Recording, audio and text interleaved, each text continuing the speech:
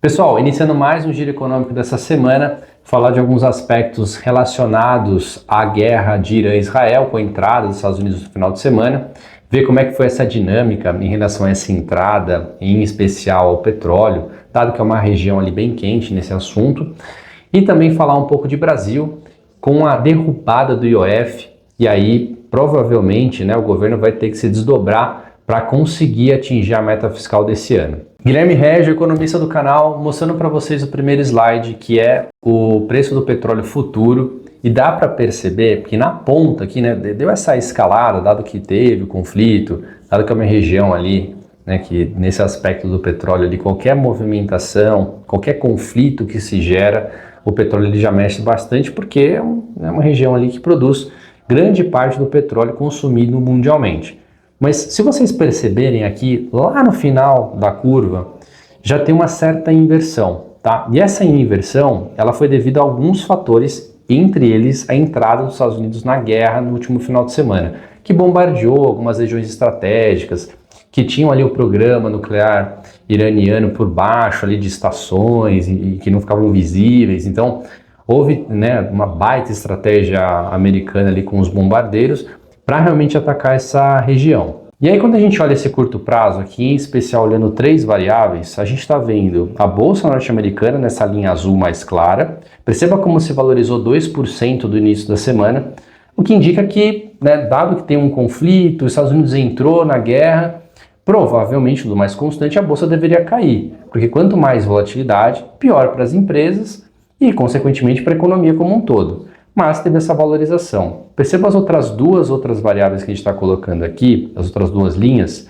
que é o preço do petróleo, é o crude oil aqui, o ETF, que a gente está usando só como base de comparação, ele se reduziu 12%, Então aquela curva invertendo no slide anterior que eu estava mostrando, ele está refletido basicamente aqui nesse 12% de queda. E a gente também tem o índice de volatilidade, que é o VIX. Na verdade, é uma métrica que todos os prêmios de todas as opções realizadas na economia também caiu 14%. Quando esse índice cai, significa que você tem menos volatilidade na economia. O que o mercado leu com a entrada dos Estados Unidos na guerra? O mercado leu como se fosse o fim da guerra. Quando os Estados Unidos entra e bombardeia e realmente acaba com todos os pontos estratégicos ali que deveriam manter o Irã na guerra, eles anteciparam que a guerra basicamente já acabou. Então, está refletido aqui em todos os agentes do mercado, já antecipando essa tendência. Perceba que o preço do petróleo se valorizou bastante na última semana. Agora já voltou, não voltou completamente, mas já vem voltando a patamares mais saudáveis ali que a gente estava vendo antes do início do conflito. E aí quando a gente olha toda essa questão mais longo prazista, olhando também a relação de preço e lucro, que eu já trouxe algumas vezes aqui para vocês para a gente discutir, ela continua ainda acima da média dos últimos 10 anos. Então tá um desvio padrão, todas essas linhas pontilhadas aqui que a gente está vendo, a laranja representa um desvio padrão e a cinza representa 2 desvio padrão. Ela está ainda acima um desvio padrão. Por mais que a questão do conflito tenha avançado, não mexeu na Bolsa Norte-Americana, ela continua inalterada. E aí a gente teve também o reforço de que ocorrerão 2 cortes até o final do ano da taxa de juros norte-americana. Uma questão que estava sendo colocada em voga aqui era essa questão do petróleo. Quanto mais altos os índices de petróleo, você encarece todos os elos da cadeia ali da economia norte-americana, e global, não só da economia ali dos Estados Unidos, mas todo o globo também acaba ficando com inflações mais altas. Agora já essa tendência já está arrefecendo, muito porque a gente está vendo que o preço, bem no curto prazo, 2 dias ali já caiu 10%, imaginando que talvez o conflito já tenha se encerrado. E aí, com isso, reforça que provavelmente terão mais 2 cortes. E aí eu trago mais 2 variáveis aqui de atividade da economia norte-americana, reforçando essa tendência, que provavelmente terão mais 2 cortes, até um outro corte no início do ano que vem, no comecinho de 2026. E aí, mostrando para vocês aqui 2 variáveis de queda da atividade da economia americana, que é basicamente o que a gente está vendo aqui, que os índices de estoque de casas, eles estão no maior índice desde 2007, mas não está numa tendência de fechamento de negócio. A gente só está vendo os estoques das casas aumentando bastante, o estoque disponível, né, para compra. E aí ele está bem alto, só que o ponto agora é uma inversão, né? Quando a gente tinha lá em 2007, você tinha os estoques caindo, porque você teve a crise do subprime, né, nesse mesmo período, então os estoques, né, dilapidaram bastante, porque realmente você não tinha quem comprar e não tinham pessoas mais dispostas a construir, dado que a economia estava em colapso. Tá? Agora é uma tendência contrária. Tem muita casa sendo construída, só que não está sendo negócio. E esse outro gráfico reforça isso, porque teve uma queda, em especial, na média de preços de todas as casas da economia. Aqui a gente está vendo, né, os dados de maio de 25 representaram um incremento de apenas 1%, tá, nas casas já existentes de preço, o que reforça que a gente está numa tendência de queda. Tá? Então, provavelmente para os próximos períodos, a gente vai ver valores de preço de casas caindo, o que reforça também que a atividade norte-americana está se reduzindo, o que reforça o ciclo de queda ali de inflação e também, né, os cortes que virão da taxa de juros norte-americana. Então, por isso que se espera que terão 2 cortes até o final do ano. E aí, voltando para o Brasil, a principal notícia que saiu na semana foi a derrubada do Congresso do IOF por medida provisória, né, que foi realizada. Então, já tinha se reajustado todos esses índices para você fazer câmbio para fora, para uma conta que você tinha lá, né, criada, ou então numa conta de investimento. Todos esses patamares subiram, a gente falou também quais foram as mudanças, então tiveram severas mudanças, né, em relação ao IOF, em especial o risco sacado, os empréstimos de curto prazo, tudo isso a gente já destrinchou, mostrou para vocês no passado, que agora caiu, tudo voltou aos patamares anteriores à instauração dessa política aqui de aumento, tá, de carga tributária. E agora o que fica para frente? São 2 coisas que a gente precisa se preocupar.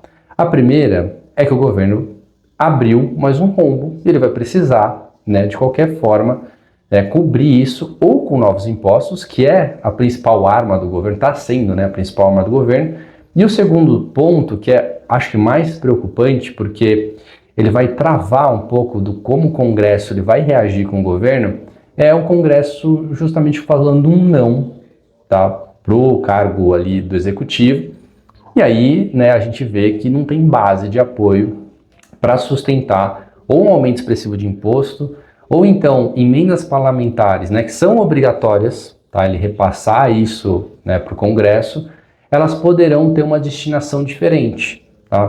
Poderão, né, vir ou ter mais lenientes no repasse, por exemplo, dessas verbas, e aí essa situação com o Congresso pode deteriorar bastante. E aí, com a derrubada do IOF, estima-se que terão, né, uma perda aqui de cerca de 10 bilhões em arrecadação em 2025, que terão que ser compensadas com outros impostos que provavelmente vão vir, né?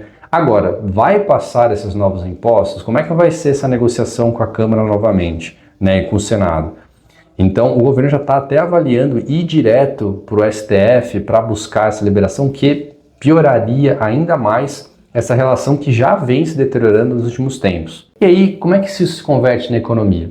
Então, toda essa questão que está envolvendo o Congresso, o governo, tudo isso é refletido no curto e no longo prazo. Eu estou pegando um gráfico para mostrar para vocês uma estrutura a termo de juros, IPCA+, então todos os títulos são atrelados à inflação. Perceba como tem uma barriga no meio da curva. O que significa isso? Tá? A gente tem os anos aqui, né, na horizontal, e na vertical a gente tem a taxa do IPCA mais alguma coisa. Perceba como está se reduzindo, né? Então a linha do hoje é a linha azul mais escura. Aí tem uma barriga ali dos 5, 7, 8 anos. Por que isso? Porque a gente vai ter um ajuste fiscal a ser feito muito grande no Brasil, né? Em especial, o próximo governo provavelmente vai ter que fazer isso, né? Seja um governo mais pró-mercado ou um governo menos pró-mercado, ele vai ter que fazer de qualquer forma que o país vai quebrar. Não tem como, não tem outra alternativa a não ser fazer esse ajuste, né? Então vai ser um pouco amargo.